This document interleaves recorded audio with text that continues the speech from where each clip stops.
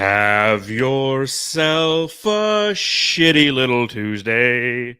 Let the Suns suck ass. From now on, they'll always play like ass. Ass. Suns lose, buddy. Hey, Yeah. 5-game losing streak. They are now 0-2 on the season against the Houston Rockets. Wow. We feel like singing. Yeah. We're in just such a good mood. So hey, cheery. 'Tis the season to be merry. That's my name. No shit. Yeah, I just, by the end of the first half, after the Phoenix Suns shot like 3 of 25 from the field in the second quarter, you start to get a little punch drunk. You just start to go, what the hell am I doing with my life? Who am I? Who am I that I'm sitting here and I'm consuming this shit? Yeah, dude, it is. It's one of those games where it's they're not going to give a shit or try, or they just can't get the ball to go in, I guess. But the effort out there just makes you think, like, why are we sticking around and do a podcast? Like, we're tired. Like, can we just go to sleep early tonight, please? Dedication to the grind, my friend. The Suns Jam Session, dedicated to the grind. The original post-game podcast, the best content on Planet Orange right here, even after we get destroyed by the Houston Rockets. We're still coming to you live. We're still trying to try to make sense of it all. And, Jamsters, if you're new to the show, welcome. If you're somebody who is part of the Basketball Podcast Network and this is your first time clicking on the Phoenix Suns feed, and you're like, hey, what are they doing over there? Oh, look, I'm going to go check them out. I want to see what the Phoenix Suns guys are up to, considering they're on a 5-game losing streak. I want to see how they deal with it. One of the challenges we have as post-game podcasters for the Phoenix Suns is we have to navigate exactly how we're feeling in real time live after the game. Now, granted, you could be watching this at a later time. Hit the thumbs up button. You could be listening to this at a later time. If you're on Up Podcast, give us a 5-star review. Tell us that we did a good job, even though we know we probably won't, unlike the Suns. Oh, no, wait, exactly like the Suns. And we have to navigate exactly how to digest what we just consumed. And quite frankly, Matthew, what we consumed was a bag of dog shit that somebody left on the front porch, lit it on fire, and instead of us going out and stomping it out, and he's like, they called the shit poo, we're eating it. We're eating that shit live on television for you on YouTube. Oh, I'm so frustrated, man. I don't know if I have the appetite to even eat shit, dude. Usually I'm in the mood. Not tonight, though. Yeah, you're not the mood to eat some donkey ass. It's just, there's a tough schedule for the Phoenix Suns. Yes. And you look at the schedule this week, and the Phoenix Suns are in the middle of the Chris Paul revenge tour, right? They have 2 in New Orleans, where he started his career. They play tonight in Houston, where he played for 4 seasons. Next up on the docket is the Los Angeles Clippers. So my assumption is they're going to have a layover somewhere in OKC before they fly there, just so Chris Paul can point out, there's a good restaurant there you can eat at. And it's just, they're in the midst of this road trip. And as this road trip has progressed and going all the way back to losing to the Boston Celtics, it's like every game is worse than the one before it, and the one before it, and the one before it. And we're going to tell you why on this edition of the Suns Jam Session podcast. So thank you for hanging out with us. If you are hanging out with us, you too are a glutton for punishment, knowing that you're watching a team that is now, don't get me wrong, they're still 16-12. And once the standings update, I'll tell you exactly what that means relative to the standings in the Western Conference. But it ain't pretty basketball right now. It's very ugly basketball. It's very unmotivated basketball. It's heartless basketball. It's non-hustle basketball. Yet here we are, Matthew, still kicking it. Yeah, it is. It's basketball that something's coming. It's weird basketball where their mind's not on the game. Obviously not. There's no way that they were thinking like, hey, we have a chance to win today. Let's get better as a team without Booker, but obviously more injuries. Doesn't matter, man. That team was not focused today at all, and they haven't been. Tanking for Wemby. I think so too. You might as well, man. Just take them from the Spurs. Come on. Well, I know that you're drinking. Well, so it's a Tuesday night. Yeah. So you told the Jamsters you start bringing some beers to these things to crack open. Yeah. So what do you got, Matthew? Got nothing, dude. Broken promises, just like the Phoenix Suns. Sorry. Well, I've got some Simply Orange juice here. I'm just gonna drink some OJ. That's so weird. It It's is. better than me though. I'm pathetic over here. This right? is it's and not only is it simply orange juice, it's simply light, which means it has 50 calories. It's not from concentrate. I don't know, but I'm gonna drink some orange juice during this pod because this game was weird, just like drinking orange juice. So drink them if you got them, Suns fans. Pop it open. There you go. There's the audio of me popping open a Simply Orange Juice, and let's talk about this fucking shit show.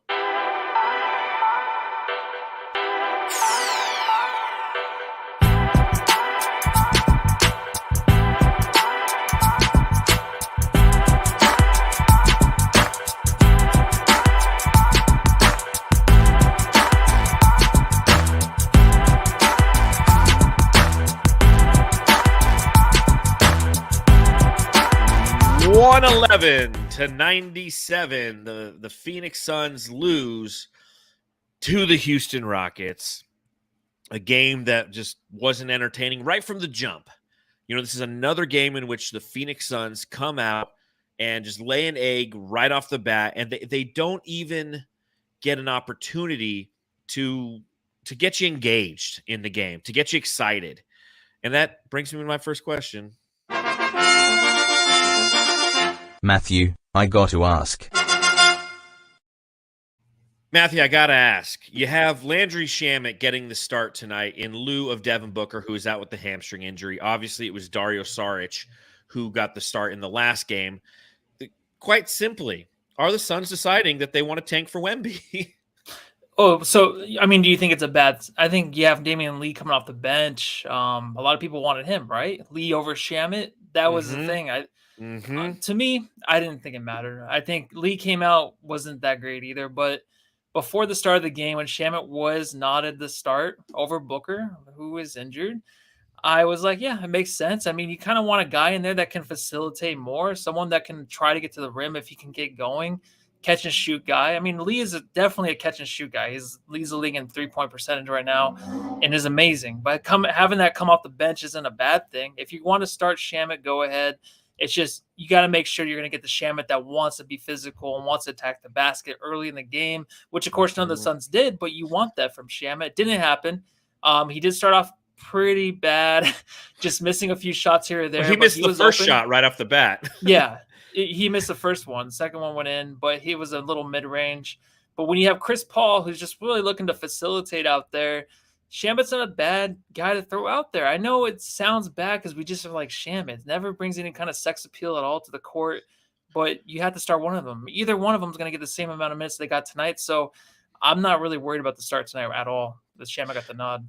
Well, you have to look at it like this, okay? When in the last game, the Phoenix Suns started Dario Saric because they felt they needed some size on the interior against that big front line from the New Orleans Pelicans. And I understood that. Did I think they could have gone another route, maybe gone ish if needed?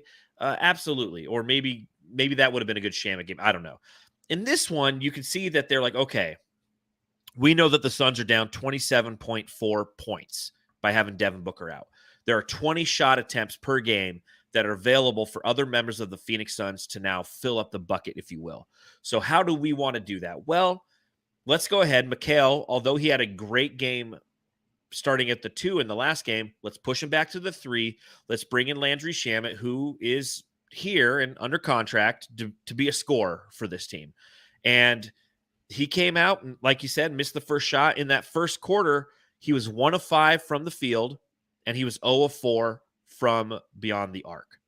And it gets worse, Jamsters, because as I go through the stat lines in that first quarter, in that first half, it's just ugly. And I see what some of the Jamsters are saying in the chat, and it was a real thing before the game began on Twitter is, okay, we see that Landry Shamet's getting the start. Is it the right answer? Do we want Josh Okogie? Do we want Damian Lee instead of Landry Shamet? I bet you in the next game when the Phoenix Suns play the Los Angeles Clippers, it will be one of those two guys. I feel like this was Landry's opportunity.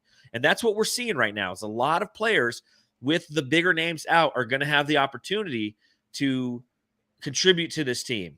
Landry Shamet swung, and he swung hard, and he missed hard in this game. Just plain and simple. Josh Okogie, if he comes in there, you're at least going to get quality defensive minutes. He's been a surprise on offense thus far. I wouldn't say this entire season, but over the last 2 weeks for the Phoenix Suns. Damian Lee, you're going to get that hustle and you're going to get an offensive player. And I wouldn't be surprised if moving forward it is Damian Lee instead of Landry Shamet. Yeah, it might be. To ask, a lot for him to come in and like put up Booker numbers. Of course, you're not asking Not that. Booker numbers, but just give me some numbers. Combined as a team. Yeah, I don't think you were saying that. I think you're just saying give you something. And also, another way to look at it, I think, is like, how was Aiden playing tonight? There wasn't anything there. Like, how was Mikal playing tonight? He couldn't hit anything. He wasn't aggressive in the first half. So I think Shamet would have played a good role as just a catch and shoot guy, facilitating around the perimeter like he can. I would like to see him be more aggressive, but you didn't get that. And it's just a weird game when you have Chris Paul coming in trying to facilitate things. Guys are knocking down threes, and then you have to rely on Shamet in a way. It's like you're putting a microscope over a guy, which we basically given up on. I mean, he's been decent this year. I've liked him this year. I have, but you just know for sure watching the game, the body language, how he looks out there. This isn't it. This isn't a backup guy that can win games for you in the playoffs right now. It just doesn't look like it. I mean, he hit a big three in the fourth quarter, kind of when they're coming back, cut it to 11, but he doesn't do anything for you right now that you're going to be like, oh, all right, we got our guy. We got our guy to come in and help Booker. I know Lee is that guy now. Shamet might just be having his last throw in right now, just trying to get his last grip of minutes before maybe something happens to see if they have something there. And I think it's kind of too late. I don't know why, but I was his biggest fan early in the season, but now I'm just like, I can't trust the dude. It's the switch flip like that. I can't go back right now unless I see something different. But if maybe it just has to do with the rest of the team and how bad they've been playing. So now I'm just like, well, Shamet, can you step up and help? But he can't. You just can't ask that from him, I don't think. Precisely. And again, we're going to go through this pod and we're going to look at some of this. And this isn't us just shitting on Landry. We're going to be shitting on this entire team. Yeah. I'm starting with Landry, and I will say there was one positive of this entire game, Matthew. There was one play that was semi-positive to me. There's like 4, but like one of them was for one possession in the third quarter, Landry Shamet picked up full court press. And that's my question. Why do the Phoenix Suns not do anything like that anymore?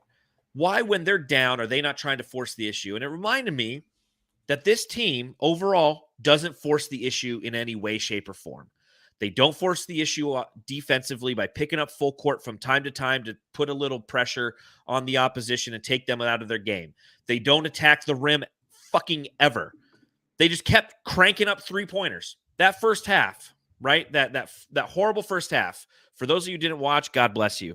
The Suns in the first half were 11 of 50 from the field. That's 22%. They were 4 of 24 from beyond the arc. That's 16.7%. They scored 35 fucking points in the first half alone. Mind you, they scored 32 points in the third quarter, 35 in the first half. And what was frustrating as all hell is of those 35 points, 9 came from the free throw line. They were 9 of 9 from the free throw line. Yet they shot 24 threes of their 50 attempts, nearly 50%. They just kept chucking threes. The irony of all this is they're playing against the Houston Rockets, who historically shot 27 consecutive threes in a playoff game and didn't hit one, and ultimately were bounced out by the Golden State Warriors the year that I believe they went and played the Toronto Raptors. Was it that year or the year before? I think it was the year before that. I don't remember. But still, it's the Houston Rockets. This is the team who has that run where they couldn't hit a three. The Suns just kept chucking it up. And when I saw Landry pick up full court press for 5 seconds, I was like, that right there is the personification of everything that's wrong with this Phoenix Suns team. They don't pressure you defensively, and they don't put pressure on you offensively. Yeah, and when you're playing a young team, you want to put the pressure on them. When the game is getting away from the Suns early in the half, like in the first quarter even, it's like, do something. I know back of our minds we're thinking, hey, you know what, we'll probably pull away with this. Even towards the end of this game, it was like we went on runs where I'm like, we might actually still win this. But you're thinking that, you're like, all right, well, let's go easy. We'll come back after halftime. We'll come back. But now it's kind of like the Suns need a win bad.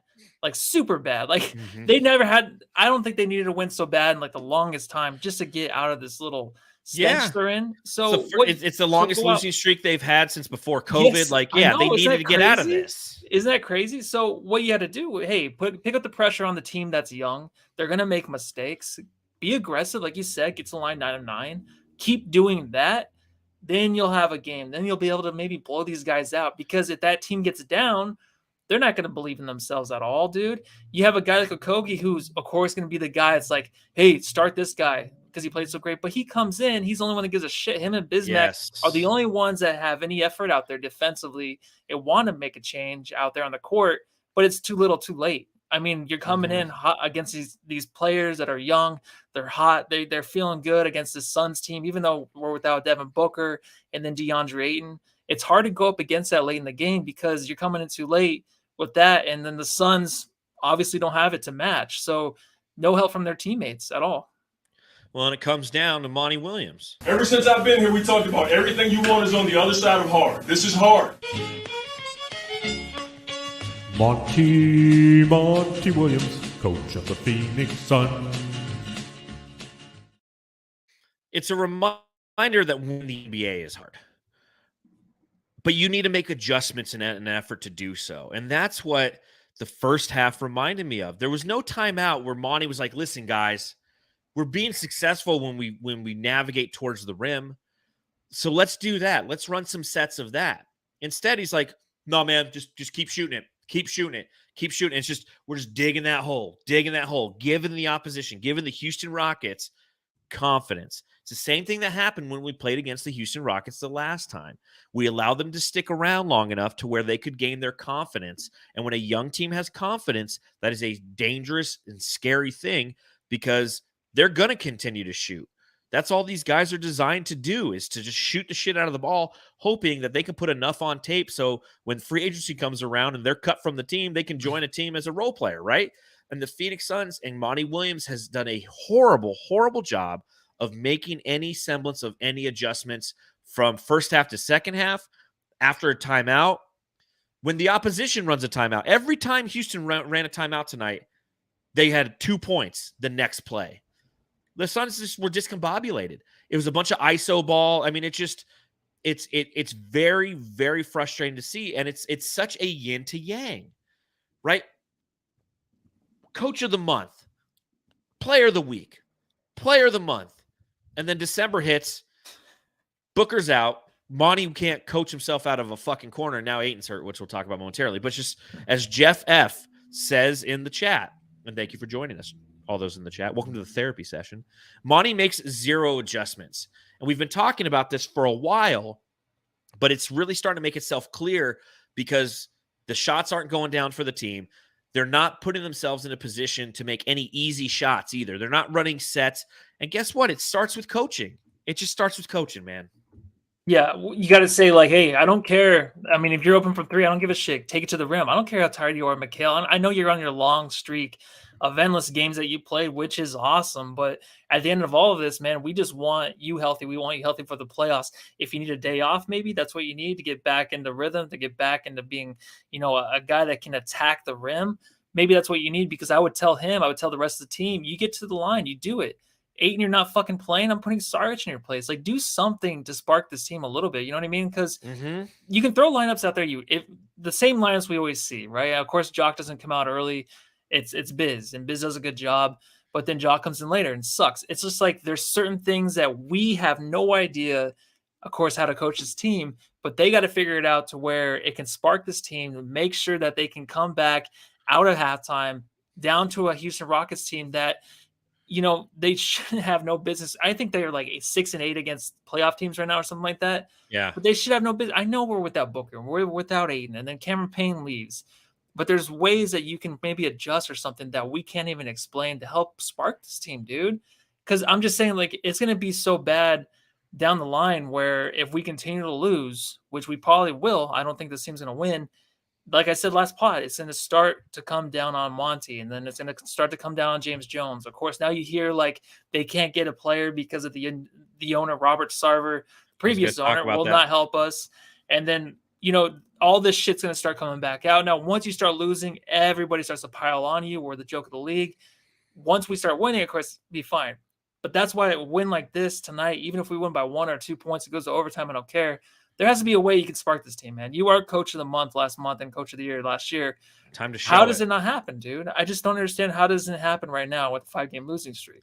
And I get it. And here's the other side of that, right? You're down Devin Booker, your primary scorer. You're down Cameron Johnson, who was brought in to provide Devin Booker some help, right? You're down some other role players.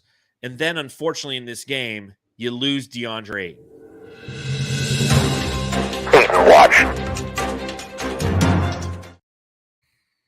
So DeAndre Ayton in this game wasn't having a good game in any way, shape, or form. He was 2 of 10 from the field. 2 of 10. That's DA, man. 5 points, 3 rebounds, played 15 minutes because he tweaked his ankle in this game. So you're going to be potentially down even more. So you take a look around. CP3 is coming off an injury, and he's 37 years old, ladies and gentlemen. Devin Booker's down. Mikal Bridges is banged up, too. He's tweaking knees and twisting things. I mean, he's got a lot of issues going on. He barely walked back to the bench. He's zapped. And now DA's potentially out. And it'll be interesting to see how long that happens. I wouldn't be surprised if we do not see DA in the matchup against the Clippers, the last game of this road trip, just to try to keep if you're going to continue to lose, so Monty Williams has his hands tied to a certain extent. He is a victim to the roster that has been provided to him by James Jones, and they're just falling like flies. So, I mean, I'll start here. DA did not look good tonight. And, you say, feed DA. They kept shooting threes. Now, that being said, they shot 24 threes in the first half. That means 14 of their other shots, 26 of their other shots were not from beyond the arc. 10 of those were from DA. So they were feeding DA. He did take 1 3. He was trying some jumpers, but he wasn't being dominant either. This entire team looked unbelievably passive tonight. And against an athletic, this wasn't the Spurs. This is not a team that's going to roll over and just play dead. They're going to come at you, and they continue to come at you. And it's just unfortunate that now DA, not only, and this is how you know how shitty of a night it is. Not only does DA get hurt, but on the play, they overturn it to an offensive foul, which I don't think it should have been an offensive foul. It's just insult to injury all fucking night long. That one made you crazy. But honestly, when he got hurt, I didn't really care. I was just like, all right, this is the way it goes. When you're down, it gets worse. Like, Aiden got hurt. Mikal's on the floor, and he almost comes out of the game, it feels like. And I'm just thinking to myself, I'm like, can we trade these guys before they get hurt? That's what I'm thinking. And that's disgusting of me, right? Because Aiden's been playing so well. But tonight's game, man, come on. This was pathetic. You saw Chris Paul a few times, bringing the ball down, yelling at him, like, hey, come on, let's go. Set a pick. Nothing there. Nothing really flowed. He had those 3 shots in a row, and then he airballed a little bunny. So I've never seen that before.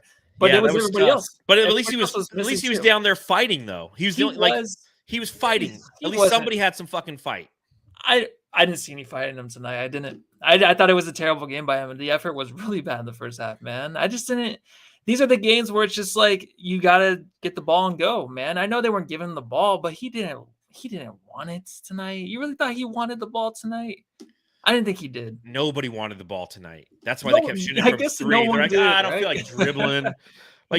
You got to bounce it. Yeah, and I don't feel like bouncing it to myself, so I'll just shoot a 3. But if you want to talk about a bad night, especially from 3 or anywhere, look no further than Mikal Bridges, buddy.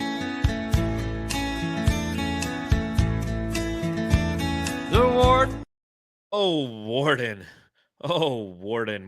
4 of 24 from the field was Mikal Bridges in this game. 4 of 24. He was 16.6% from the field. 2 of 10 from beyond the arc. 8 from free throws. That's what saved his stat line. So he at least led all Sun scores with 18 points. Had a couple steals, 3 assists, 3 rebounds. It was comical, Matthew. It was comical how shitty Mikal Bridges was tonight. Yeah, and he kept shooting towards the end. I think you keep shooting threes in the beginning of the game, you shoot the threes, you miss them, you're down by 20, then you got to keep shooting them to get back in the game. Even though I think if they would have played their game, just the twos, the mid-range, and getting down into the lane, they probably would have came back and had a chance, but they didn't. He kept shooting. Mikal was a big part of that, man.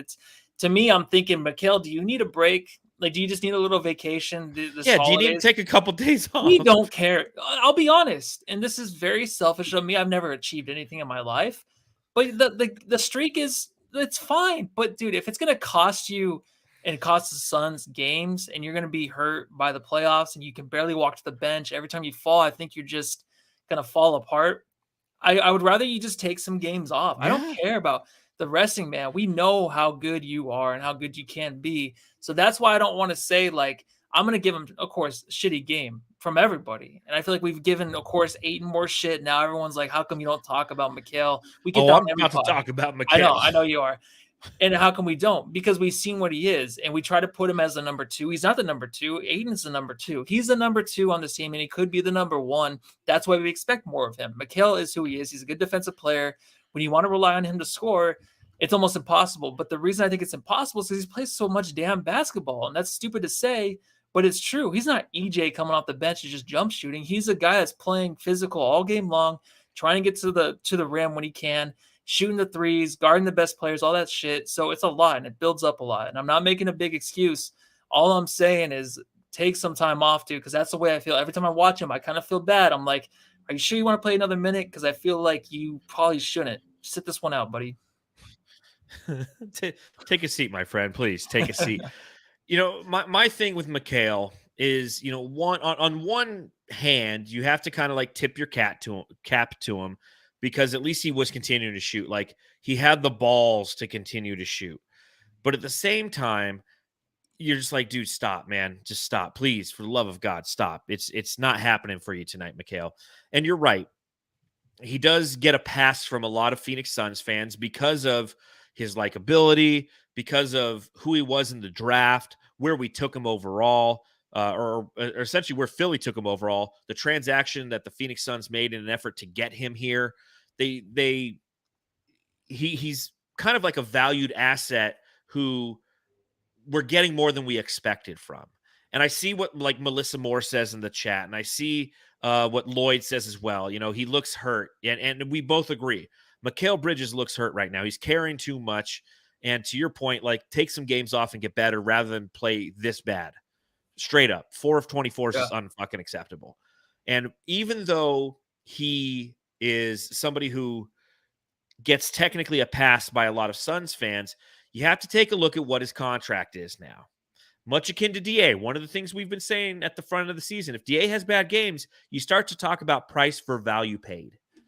And you're like, hey, this guy's making $30 million a year. We want to see some production from that to vindicate the contract that he's received. Well, take a look at Mikal Bridges, all right? He's 4-year, $90 million contract. He's getting paid roughly $22.7 million, $22.7 million a year to play basketball for the Phoenix Suns. You need a little bit more offensive production, especially when Devin Booker's out.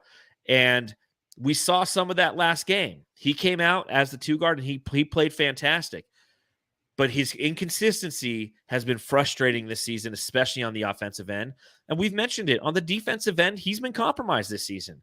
He's showing us when he goes against the Lucas, when he goes against Jaylen Brown, when he goes against Jason Tatum, when he goes against bigger physical players, he can't hold his own. He's not the Warden in those cases. He's more like, if we're talking about Shawshank Redemption, he's more like one of the police officers, right? He's like, yeah, I'll kind of help you out. The guy who's like, hey, teach me how to do my taxes, right? And he's more like Andy Dufresne than anything. You look at where he gets paid and the players who get paid around him. Okay, so I'm just going to go right around his annual average salary, his AAV on Spot Track. So right in his group, right below him is DeAndre Hunter from the Hawks. He's more productive than DeAndre Hunter, Aaron Gordon, Harrison Barnes, Jeremy Grant. Those are guys who all get paid less than Mikal Bridges. Jeremy Grant, Bojan Bogdanovic is right below that. Domantas Sabonis is right behind that. The other Bogdanovic is right behind. I mean, they're all right there. Just above him is Draymond Green, John Collins, Jaren Jackson Jr., Andrew Wiggins, Julius Randle.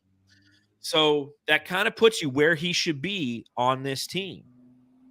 And I just think the price for value paid with Mikal has just been too inconsistent right now. Now I'll finish my point with this. He's also in his 4th season. So we have him locked up as he's going to enter his prime. We're not at prime Mikal yet, but he's in his 4th season. So there's going to be that room for growth. The nice thing about these opportunities and nights like tonight, and this is where it comes full circle for me. Am I frustrated with his performance? Yes. I'm happy, though, that he kept shooting, because you need nights like tonight where you reach down and you grab your sack and you keep shooting, because as you're in your 4th year and you're going to continue to grow as an offensive player, you need to have you need to get the reps in. He got the shots in. So maybe I didn't rip him. No, yeah, that wasn't actually as bad. I was like clenching my butthole for that one, dude. But no, it's good. I was fine. Yeah. What the worst thing to say? What I'm about to say. This is the worst thing. I feel like everyone wants to hear. Of course, is this is just injuries, man. I mean, Mikal's the guy that feeds off of Cameron Johnson, DA, and sometimes, but I feel like the way he plays with Cameron Johnson and DA, that was unbeatable. I love the way those 3 play together. That's why this sucks doing this, because you just know it's injuries, and you know, like the way the NBA is. Like, you look at the Celtics, man, they were going to win the finals. Now they lost 2 in a row, and everyone's like, oh, they can't beat the good teams. Now that's seriously, that's how quick it's turned. Now the Celtics are shit. So I'm just thinking right now, I'm like, I don't think we'll ever get a trade or whatever. I just think it's going to be something small, but I think that they can just get back healthy. And I'm just looking forward to maybe Cameron Johnson coming back and being decent. Like, maybe they have a chance, because they play really well together with that core, and they got to fill a lot of holes, especially with Chris Paul just being a big poopy out there on the floor, man. It's just, it's one of those nights.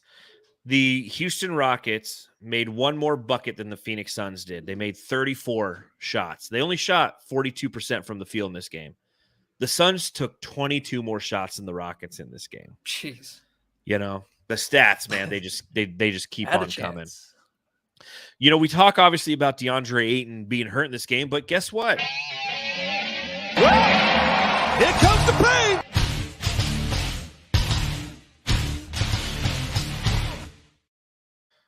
Here comes the pain, man. A little bit more pain, because Cameron Payne was injured too. He left the game in the 2nd quarter. He didn't come back out at halftime because he had, I think, a foot injury as well. Chalk up another injury for the Phoenix Suns, man. It's going to be a very Merry Christmas. It's like two injuries and a partridge in a pear tree. Like, we're literally like who? We don't have a G League team to pull guys off of to fill up some fucking rosters. I know. And we were just talking about Payne and how much we were just like, this isn't it. Now he's gone. It's like, no, we need you back, kind of. Because all he was doing out there was shooting. He was just shooting threes too, man. I know he got a couple to go, but like I don't know, man. It's a weird thing when you're watching this game and there's a complete zeros across the board with the threes, and then you get Cameron Payne to come in here, and you kind of hope that maybe things will turn around, but then he's another guy that's just jacking them up too. So then I'm like, he was 3 of 4 from the field. He had 9 points. He was the only offensive player. Yeah. You take a look at that first half. Okay. 0 or 1 made field goal from Mikal, 1 from Torrey, 2 from DA, 1 from Landry, 1 from Chris Paul, 1 from Damian Lee, 1 from Ish Wainwright. 1 from Bismack Biyombo. Cameron Payne was the only guy who had 3 field goals. Yeah. And then he's gone. And then he doesn't return. He's gone. Bye. This is the way it is. There goes keep the pain. dropping. They keep dropping like flies, dude. There goes the pain. So it's just, again, I don't know what the Suns are going to do with this roster.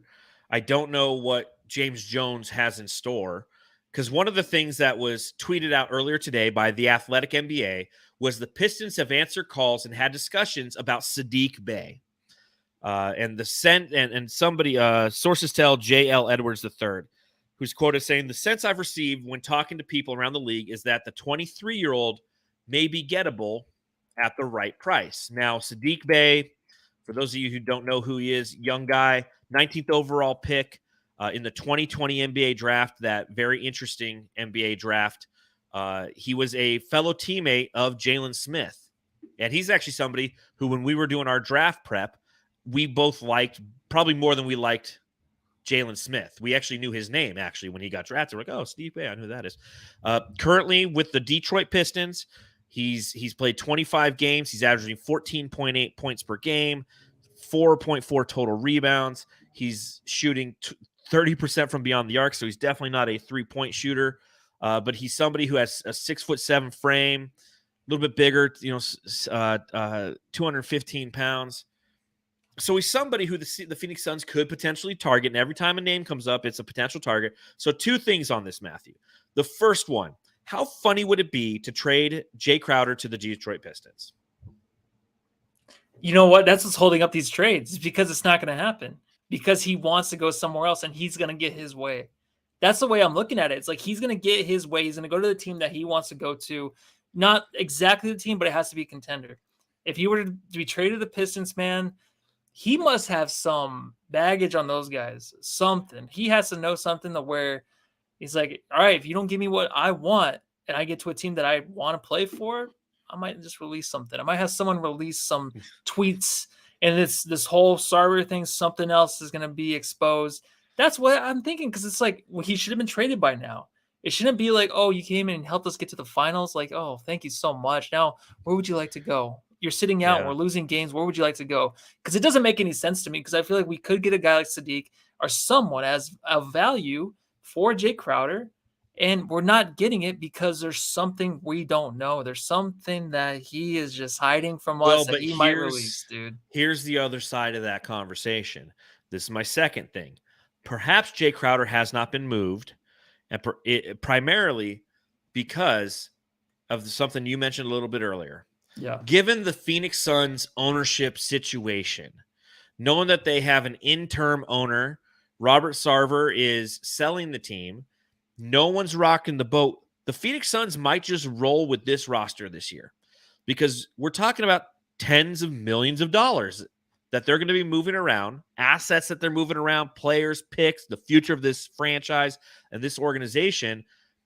And the instruction for, I forget the guy who's running the team, Seth something or other. The instruction might be just stand fast. We don't want you making any mass decisions, even if it benefits the asset that we're trying to sell. Everything needs to be in place. We're not trying to rock the boat. So James Jones might have his hands tied relative to trying to make any transactions.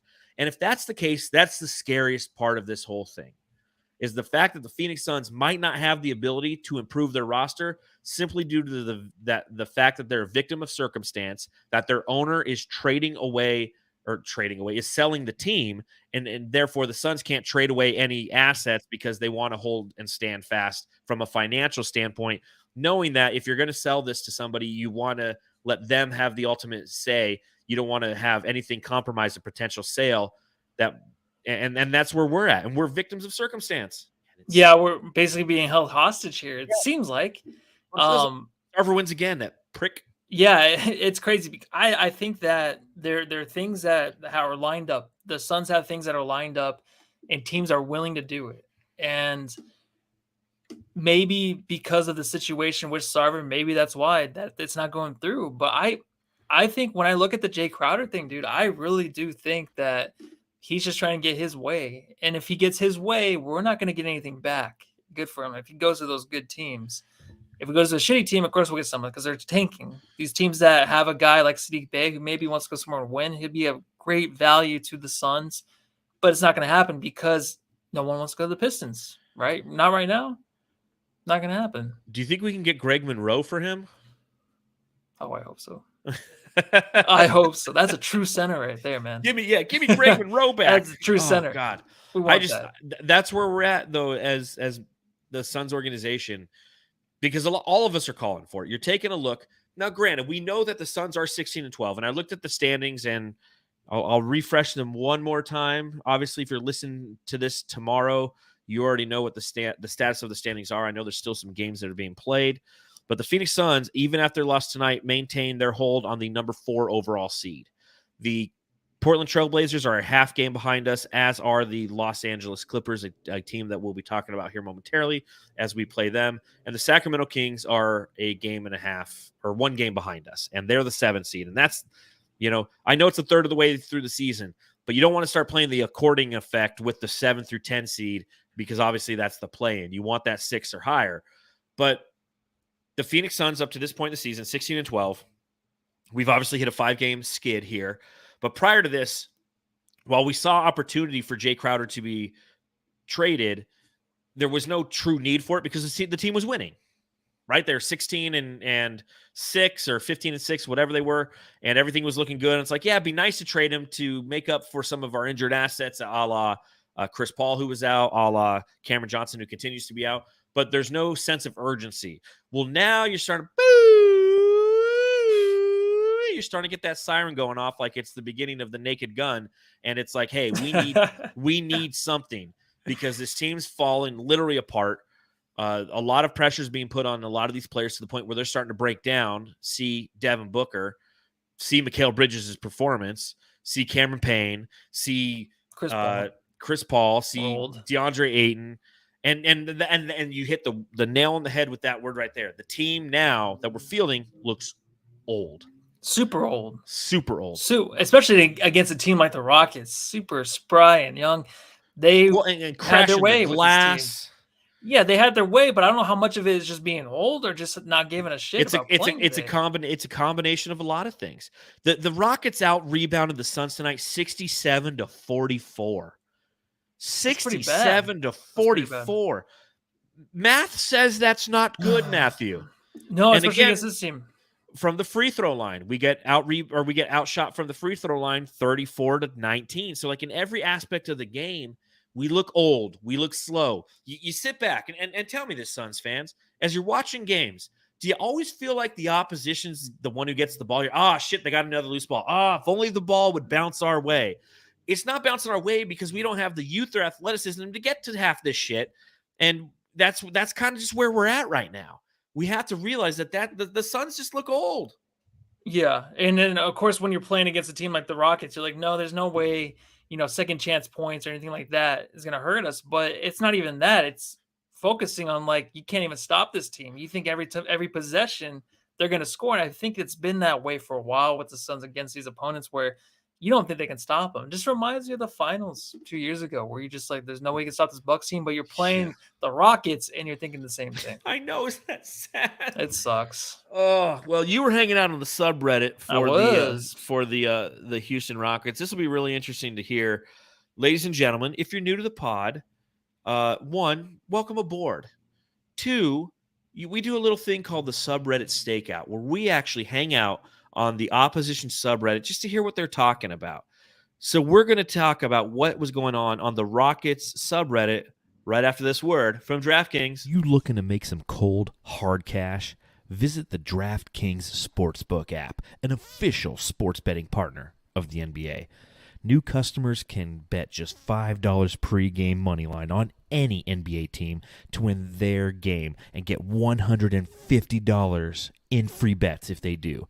Check this out. Right now, everyone can earn up to 100% boost with DraftKings stepped-up same-game parlays. Who doesn't love a good same-game parlay? Download the app now, sign up with code TBPN, place a $5 pregame moneyline bet on any NBA team to win their game and get $150 in free bets if they do. That's code TBPN, only on DraftKings Sportsbook. Win enough money, and who knows, Jamsters, maybe we can buy the franchise from Robert Sarver. The Suns Jam Session Subreddit Stakeout. All right, Matthew, tell me what was going on. Is that a rosary? I had to have my rosary out for this one, dude. Where'd you get that rosary? It's on my desk, man. You don't have a rosary at your house? I have one in my truck, but it looks exactly like that. It's like the one from my Aunt Barbara's funeral. Oh, really? Maybe I got this. I don't know. Did you steal that from me? No, some older person did give it to me. I forget which one though. All right. Well, you have a rosary. Apparently, you were praying while you were with the. I was. This isn't sacrilegious, is it? I don't know anymore, man. Man. It's a rosary. I say my rosary sometimes. On your stay, please don't strike me down. Please don't strike me down. What was that on the subreddit stakeout? Early on, it's like NBA Jam in here, up 14-4. And then it was actually kind of funny because someone commented, after that pass into the 10th row by Knicks, the one, Yeah. someone did comment later saying, "Sub Knicks out already. Fuck me." Every time he was in, subreddit was going crazy. I think he was. So they did not like Knicks, huh? No one likes Knicks. It's funny because when I was doing the subreddit stakeout, when the Suns played the Rockets last time, Knicks had a decent game. He had some hustle plays, and all they did was they were on his nuts. So you got to remember, Suns fans, much akin to the Rockets, who are a young team, we were just there 4 years ago. And remember how the guys would come in and you loved them or you hated them, but it was constant. Like you always loved them, and then or you always hated them, and then all of a sudden they'd have a good game. You're like, no, this is the guy. This is the future of the franchise. I remember those days. It's circular. We almost are right back there. And then Sengun, he murdered someone. He was hot and cold, but he's always somebody I watch. I'm like, there's potential there. I feel like. I think we said that last pod. It's like there's something there with him.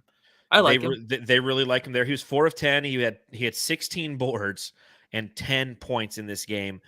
He had 6 offensive rebounds, which is just disgusting.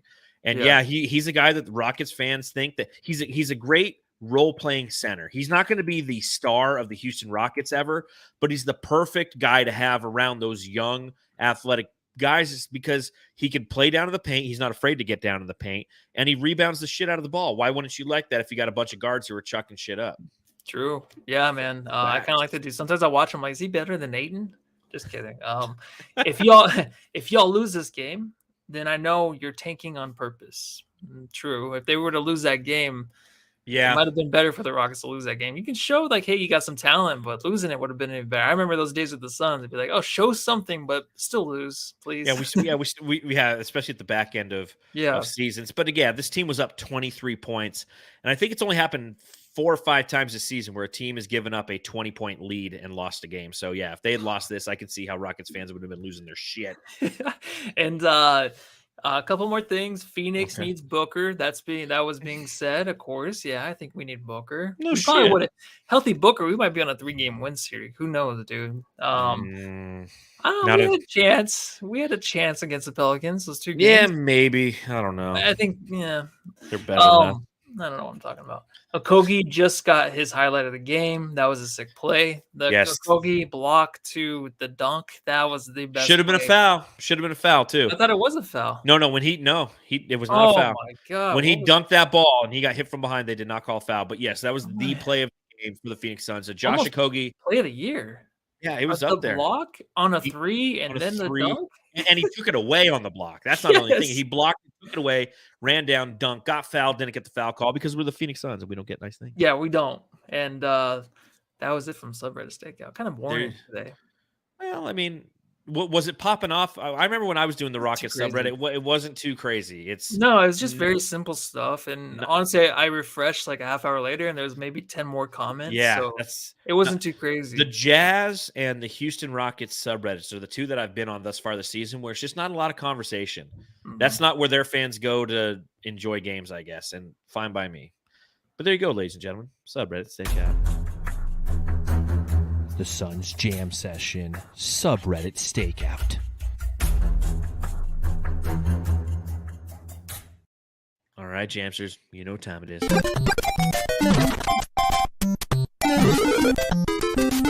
Jam Star of the Game. All right, Jamsters, a reminder. 1, subscribe. 2, rate. 3, review. Thumbs up button if you're watching along live in the chat. Shout out to Tim Tompkins, who's watching from FLA. Says, applaud you guys for coming on after a loss. Several straight, really. I have to give each other applause because he's actually pre-recorded for all these terrible. That's gonna be the same. Yeah, we actually didn't know what we recorded this today. This is actually noon on Tuesday. We recorded this and we're just posting it because we're just gonna assume everything that happened. About the injuries. Yeah, we knew about everything that's gonna happen, and I made a shit ton on DraftKings today. I used promo code TBPN and whatever. Let us know in the chat who your jam star of the game is. Matthew, whose turn is it to go first? I think it's your turn, man. I'm gonna go Josh Okogie. I think it's pretty basic.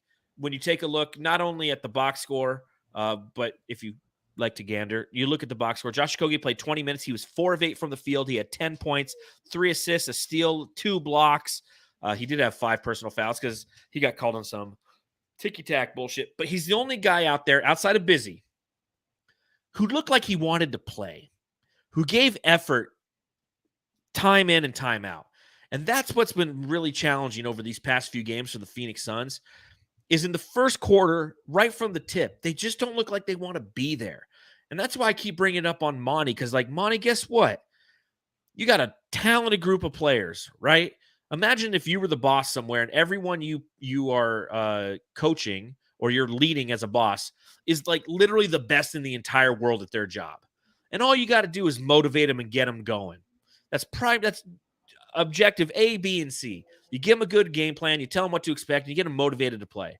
This team does not look motivated to play, and that falls on Monty Williams. But Josh Okogie and Bismack Biyombo, they come out and they look like they're trying to prove something. And for that, I appreciate Josh Okogie, jam star of the game. Yeah, mine too. And it just shows how, like, just how weird this world is, right? You make it to the NBA and you still have guys that just don't play. Like, I don't know. And then you have guys that won't stop playing, like Chris Paul, and then just destroy your team. That's joking. He's not that bad yet. He's not that bad yet. I think wait till everyone gets healthy, if they do, and then see how it looks with Chris Paul. But right now, Okogie is the one that comes out, and you know you're going to get everything. And it might not ever look pretty. Him and Lee in the first half or first quarter trying to drive the ball was probably the ugliest shit I've ever seen in my life. Like, that was – it seemed like it was the first time they've ever dribbled a ball. It was bad, but you knew they're like, we're not making threes. Let's make something happen. Then Okogie started looking a little bit better. He's kind of heating up from not heating up from the outside, but heating up from getting to the rim. He's feeling himself, man. Yeah, he has which a is double weird. pump, some like hop steps. He's doing a lot out there, dude, because he's like, these are the Rockets. We're supposed to fucking win. These are the fucking Rockets. What are you doing, Ayton? That's what he was doing. Oh, man, I feel you.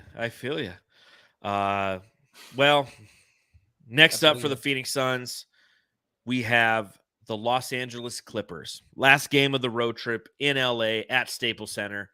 Did you happen to catch the Boston Celtics versus Los Angeles Clippers game last night, Matthew? No, I did hear about it though. What'd you hear? About it. Who was talking about it? I don't know. Not Was me. it last night? Because no, it was last night because I was listening I watched to KOC. it. I was listening to KOC, but go ahead because you watched it. I just heard that Leonard he looked good, but he doesn't look like his old self yet. But the Clippers look good, and then the Celtics suck. That was the biggest takeaways. No, Celtics, they had a challenge shooting for a little bit. I actually watched like pretty much the entire game. There's no basketball, obviously no Suns last night. Again, horrible time being a Arizona Cardinals sports fan. Yeah. Fucking Kyler Murray blows out his knee in literally the third play. And I'd come home from work and I was just like, I was talking to my wife. She's like, do you want to go to Costco? I'm like, no. And she's like, well, why not? I'm like, oh, I don't know. And then like 10 minutes later, I'm on the couch watching the Cardinals game. She's like, oh, that's why. 3 plays later, Kyler blows out his knee. I'm like, who wants to go to Costco? So we go to Costco, come back, watch. I actually paused it on the I saw Bill Simmons came on the Manning cast. So I paused it when I went to Costco. And it's recorded if you want to watch it. But you and I, we love listening to Bill Simmons. I know we're the minority. We always have to defend ourselves. You like listening to the Celtics home game podcast. Like, I've been listening to Bill Simmons for how long have we been listening to him? Like 5 years? Dude, I've been listening to him for like 10 plus years, like a for long forever. time. Dude, it's just part of my routine. Like, we all have our routines. Some of you, it's listening to this podcast. God bless you for doing so. But it's part of that. So when he came on the Manning cast, I paused that, and then I watched the end of the game, watching the Manning cast, which made that horrible Cardinals game digestible. And then I turned it over, and I saw that the Celtics were playing the Clippers, so I watched like 3/4 of that. The Clippers look fucking amazing. Okay, now granted, they ended up winning this game 113-93 over Boston, over the team that shanked us last week on national television. And what made them look good was twofold. One, they're a deep team. We know this. Kawhi Leonard is coming back. He's not looking, KOC did nail that. He's not looking, full-on Kawhi back yet, but in the 9 games he's played, he's averaging 13.1 points per game. He's getting 5.6 rebounds, 3.8 assists. He's shooting 21% from beyond the arc, but he was hitting his threes last night. And he hit some clutch ones. Whenever Boston was trying to claw their way back in, there was like a Kawhi corner 3. Paul George looked really good. Defensively, this team looks really good. Remember something about the Clippers, okay? If we're having issues with 5-out offenses and things like that, like, guess what this team is? They have Ivica Zubac who comes in, plays, about 30 minutes a game. And then when he's not there, it's Reggie Jackson. It's Marcus Morris. It's Terrence Mann, Luke Kennard looked good. Suns last killers, night. man. A lot of Suns killers on this team. So this is a team that's slowly, they're going up and down. Much akin to the Suns, they're going up and down. They're a team that is currently 16-13, which is 7th in the West. You look at their last 6 games, they've won 3 and they've lost 3. So, and that's kind of how their season's gone.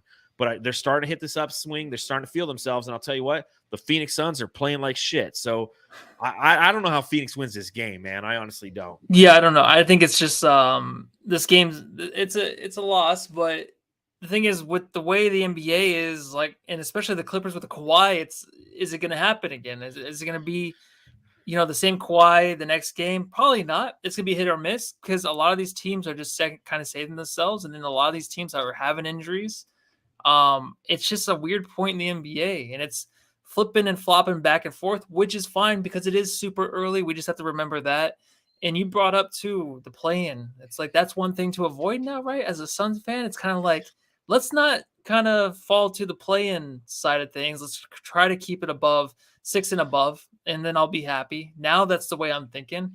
Stay healthy, 6 and above. Give ourselves a chance to be healthy at the end of the season.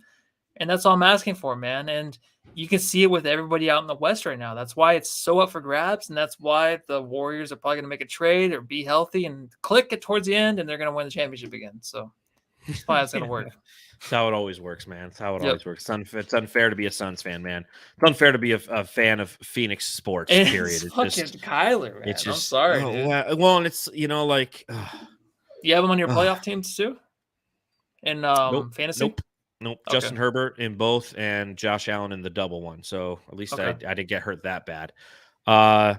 Last thing before we get out of here, RIP to Paul Silas. It's very interesting that after Paul Silas passed away, we play Steven Silas, his son, who's the head coach of the Houston Rockets and always just looks like he shouldn't be a head coach. He just looks like a fan who's standing on the side, just like, what the fuck am I doing here? But Paul Silas, for those of you who don't know who Paul Silas is, he's somebody who played for the Phoenix Suns for a total of 3 seasons back in the late 60s, early 70s. And he actually was an all-star in 1971-72 for the team. And for those of you who don't know, he holds the single season record for rebounds per game as a member of the Phoenix Suns at 12.5. Did that in 1970, 1971. He was a head coach. He's somebody who you go back look. He's one of the greatest rebounders in the history of the NBA, in my opinion, especially looking at some of the highlights in the past and what he did for the Phoenix Suns. So shout out to Paul Silas. Anything else you want to talk about before we get out of here today, Matthew? No, his son does look like Jamie Foxx, so kind of. I feel like kind of like with his head down, always with his head down. Yeah, always with his head down. Nothing else from me. I've missed that guy's whole career coaching. Never watched really, so I apologize. Yeah, you should. And how dare you? My blessings. Me and my rosary over here. There you go, Willie. I'm glad you brought it for something. Well, on that note, Jamsters, again, we appreciate you hanging out with us after our 5th consecutive loss. Back when Matthew and I started this podcast, these are the kind of podcasts we'd have all the time, was us just talking about how the Suns were shitty. So it's kind of nostalgic for us, but now we got cooler graphics. So at least we got that going for us. We got a DraftKings promo code, and we're part of the Basketball Podcast Network. So at least it's a little bit better. I'm going to continue to drink my orange juice. You guys should do the same. Stay healthy. Drink a lot of water right now. It's the holiday season. It's really cold out in Phoenix. It was 50 degrees today, and we forget to drink water. So stay hydrated. Make sure you subscribe, rate, and review wherever you're consuming this content. Give us a thumbs up. If you're on Apple Podcasts, seriously, go there. Just click 5 stars. Write a little review. We appreciate it. It lets everyone know where to get the best post-game podcast on Planet Orange. That's right here at the Suns Jam Session podcast. And if you're watching along, donate the super chat, become an elite Jamster, do all that fun stuff. Anything you can do to support the Phoenix Suns and the Suns Jam Session podcast, we appreciate. It helps us pay for all of the little things that go on behind the scenes that you might not be aware of. People like Suns Geek, who's been popping off in the chat, shout out to him. He knows what I'm talking about. Those super chats go a long way. We do have a Dave King is my son's daddy shirt available on Redbubble. Go to our Redbubble page. I already see people ripping this off on Twitter. They've stolen the design and they're trying to sell it for themselves. Fuck off, people. Come on. Help support us with that. We appreciate it. So we'll be coming to you live Thursday night. It's going to be a late one. I think it's an 8:30 start, Matthew. Oh, boy. What day is it? Is it Thursday? Thursday. Okay. I might be here. Thursday. Well, I'll pray for you. But again, Thanks for hanging out with us. We truly appreciate it. We'll see you guys come Thursday night. Yeah, go home and love your family. And pray for them too.